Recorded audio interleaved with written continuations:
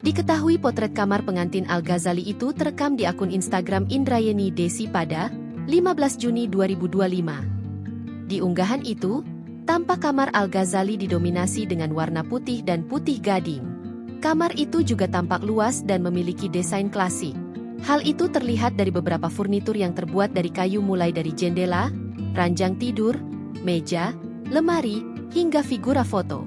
Tak hanya itu, kamar pengantin foto tersebut juga bertabur bunga mulai dari sudut ruangan, lemari hingga ranjang tidur. Kelewat estetik, kamar pengantin itu juga dihiasi figura foto Al-Ghazali semasa kecil. Di foto itu, tampak Al didekap oleh Maya Estianty dan Ahmad Dhani. Bahkan ada pula foto keluarga sebelum Maya dan Dhani bercerai. Selain itu, ada pula foto Al bersama adik-adiknya dan nenek tercintanya. Meski luas, kamar itu terlihat minimalis lantaran tak dilengkapi banyak barang-barang. Bak jadi ciri khas laki-laki, kamar itu justru didominasi dengan benda-benda berwarna gelap mulai dari kursi hingga lemari.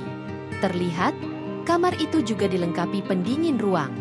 Download Tribun X sekarang, menghadirkan lokal menjadi Indonesia.